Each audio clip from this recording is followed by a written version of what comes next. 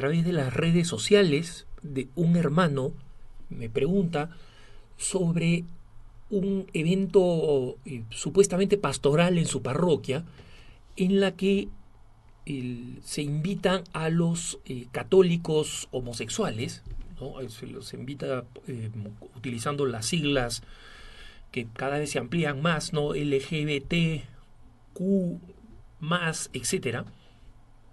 Y el, básicamente esta invitación es una invitación que nunca tendría problemas porque la iglesia se dirige a todos los católicos en sus distintas circunstancias y todos los católicos tienen la misma dignidad y, y, sin importar las inclinaciones o las tendencias que tengan de cualquier tipo. Un católico alcohólico, un católico con atracción a personas del mismo sexo, las distintas inclinaciones no nos hacen ser las personas que somos. Mucho más importante que somos hijos de Dios y que hemos recibido el don del bautismo. Pero lo que le llama la atención a esta persona es que esta convocatoria se haga destacando el, entre comillas, orgullo gay y que toda la invitación se haga con el material y simbología del orgullo gay, ¿no? El famoso arco iris homosexual, y se utilizan las banderas y se hacen unas vigilias especiales en las que se destaca una cosa, que es la acogida de la iglesia a las personas homosexuales. Pero esta acogida de la iglesia a las personas homosexuales se hace de una manera muy particular. Y es, número uno, en ningún momento se les explica a estas personas la enseñanza de la iglesia sobre la homosexualidad que requiere de la vida de castidad. En ningún momento se destaca eso, ¿no? Y este es un tema que no es menor, que no es secundario. Y por otro lado, en ningún momento se señala que la acogida de la iglesia a las personas con atracción a personas del mismo sexo es una acogida que está marcada por la conversión, como se le pide a todo otro católico. No se le pide nada diferente, ¿no? Entonces, esta visión de acogida, de gesto de acogida, termina convirtiéndose en realidad en un gesto político e ideológico de parte de quienes organizan estos eventos de acogida del orgullo homosexual, ¿no? O de parroquias que existen en Estados Unidos que participan de las marchas del orgullo homosexual, que son absolutamente pervertidas, ¿no? Entonces, justamente en estas circunstancias es donde nosotros vemos que la pastoral ha tomado un camino confuso, en parte por las enseñanzas de un sector en la iglesia minoritario, pero intelectualmente muy poderoso, porque cuenta con buena parte de la organización mediática de la Compañía de Jesús, y me refiero específicamente al autor jesuita, el padre James Martin, ¿no?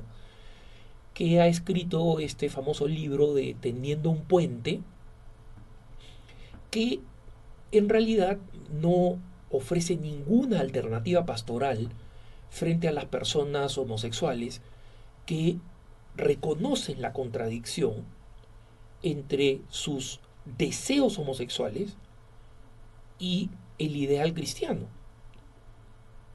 Como cualquier cristiano reconoce la contradicción entre sus pasiones, entre nuestras pasiones, mis pasiones, y el ideal de ser como Cristo, de cristianizarnos. en un encuentro con Jesucristo, en un encuentro que no es un encuentro externo, porque muchos nos gusta mirarlo como si fuera un encuentro hippie, como si fuera una especie de gusto con Jesucristo.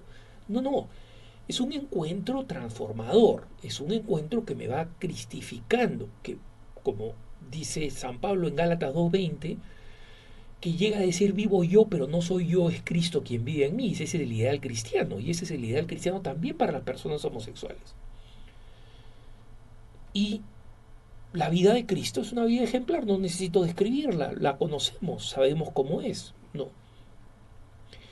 Y sobre todo cuando no la pintamos como una caricatura de que era un revolucionario que iba contra los poderosos de su época. No, Cristo sobre todo era un hombre profundamente dueño de sí mismo y fiel a la voluntad del Padre. Eso era lo que hacía. En base a eso se oponía o no se oponía a compromisos políticos religiosos.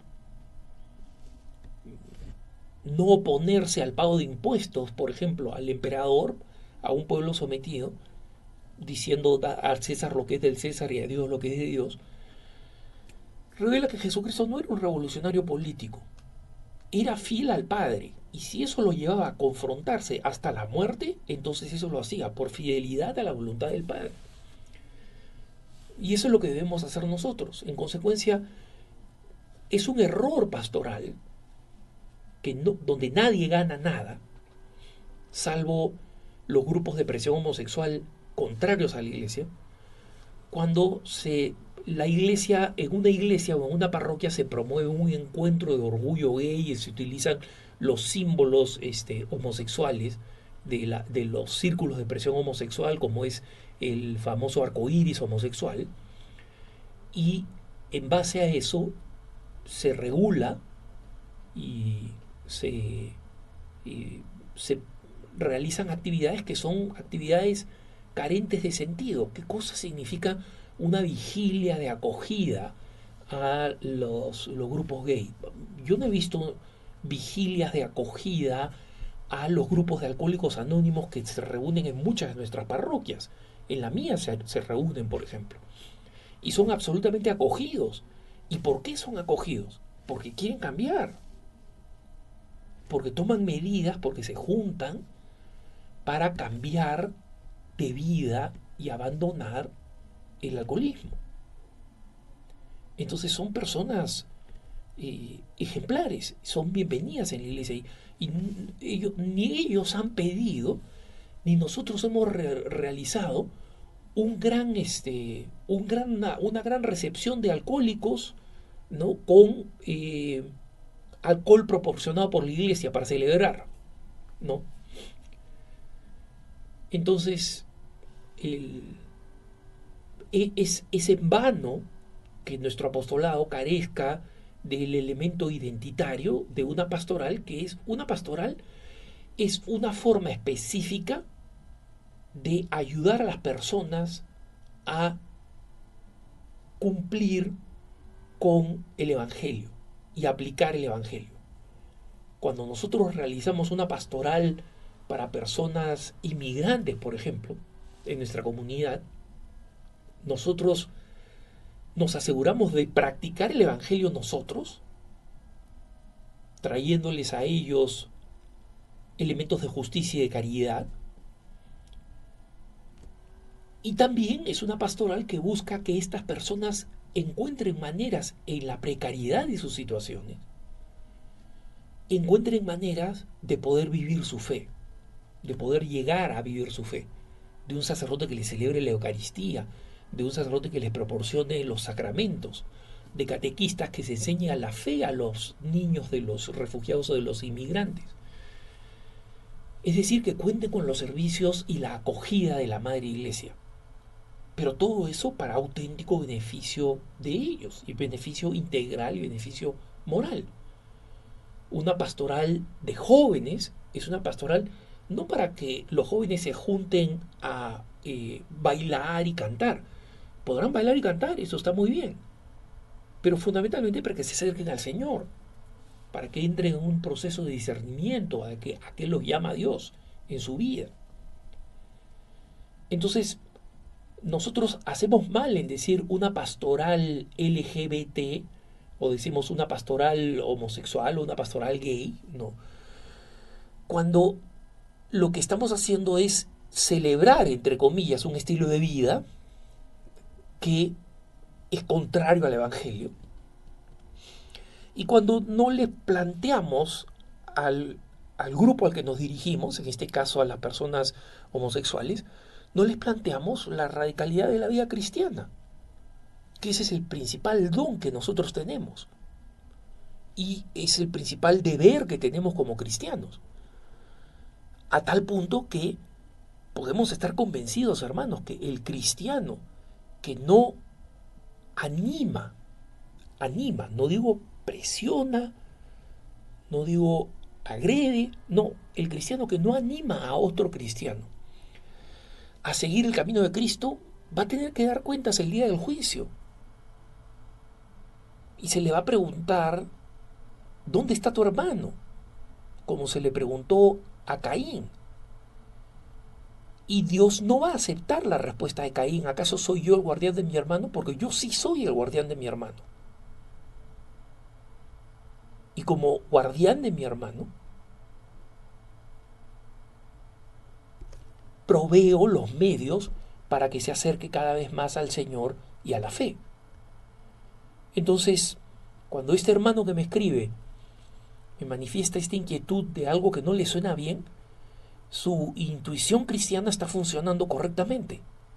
Está mal promover estos tipos de pastorales que no pastoralizan a nadie, que no evangelizan a nadie, que afirman a las personas en los estados en que está, en vez de movilizarlos a la peregrinación hacia una vida mejor.